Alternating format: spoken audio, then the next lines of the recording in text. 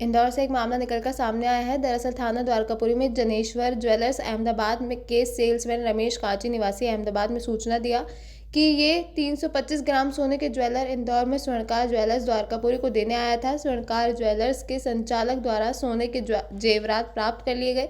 जेवरात का payment RTGS के माध्यम से बैंक से करने का कहकर आरोपी दुकान से चला गया। उसका अन्य साथी दुकान पर मौजूद था।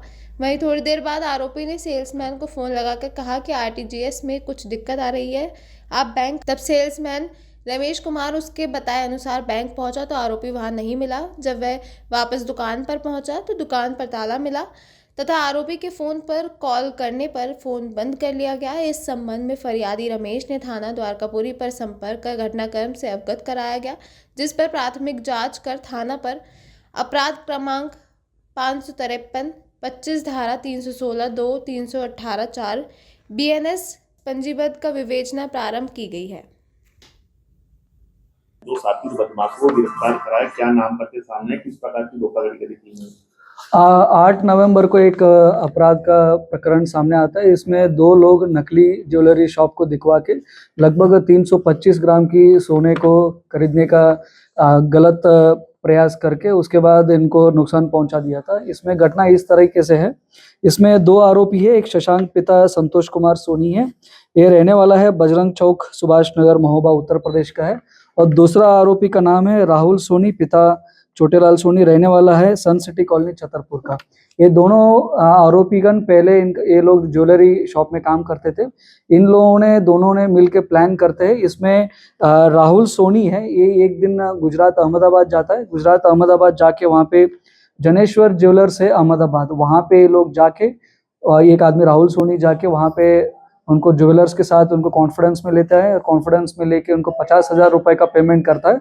हम लोगों को आपसे 350 ग्राम गोल्ड की ज्वेलरी खरीदना है करके। वो 50,000 रुपये लेने के बाद वहाँ के अहमदाबाद की ज्वेलरी वाले उनके कॉन्फिडेंस में आ जाते हैं और उनको बोलते हैं हम लोग द्वारकापुरी में एक ज्वेलरी शॉप हम चला रहे हैं, वहाँ पे आके आप बाकी अमाउंट बाकी गोल्ड को आप डिलीवरी करिए, वहाँ पे आप लोगों को बाकी पेमेंट हम करेंगे करके। इसी में वहाँ से जनेश्वरी ज्वेलर्स अहमदाबाद का सेल्समैन है रमेश कुमार कांची है, ये द्वारकापुरी थाना क्षेत्र में 8 तारीख को आता है। वहाँ पे दोनों आरोपीगण 3 दिन पहले ही एक फेक ज्वेलरी शॉप को क्रिएट करते हैं। वहाँ पे प्रॉपर बोर्ड लगवाता है, प्रॉपर काउंटर बनाता है, प्रॉपर गद्दा वद्दा बिछा के कुछ गोल्ड की फर्जी सामान भी रखा था। इसको वो रमेश कांची है अहमदाबाद से आया, तो उसको देखने के बाद उनको लगा ये गोल्ड वगैरह का पुराने व्यापारी है। उसको सोच के वो पूरा 325 ग्राम की गोल्ड था उनको सुपुर्द करता है। और पेमेंट की बात करता है तो उसमें एक आरोपी मैं आरटीजीएस करने के लिए बैंक जाऊंगा, आपको पैसा मिले करके बोलता है। उसके बाद वहाँ पे इन्होंने आरटीजीएस नहीं हो रहे करके उनको रमेश कांची को उधर ही बुलवाते बैंक को। तब रमेश कांची फरियादी है, तब बैंक पहुंचता है तो बैंक में वो आरोपी नहीं मिलता है और रमेश कांची बैंक से दुकान पर आता है तो दुकान भी ताला लगा के बंद करके ये लोग भाग जाते हैं।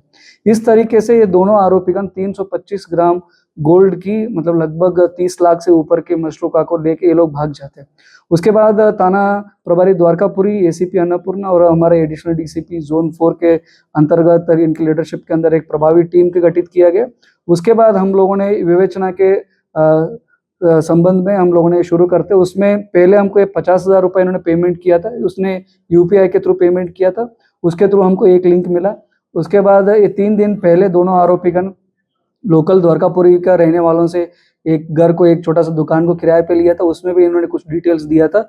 उसकी डिटेल्स के आधार पर हम विवेचना शुरू करते हैं। उसके विवेचना के अंतर्गत हम लोगों ने दोनों आरोपियों को उनकी रहने का क्षेत्र महोबा उत्तर प्रदेश से शशांक को हम लोगों ने गिरफ्तारी किया और उसके बाद राहुल को हम लोगों ने छतरपुर से गिरफ्तार किया।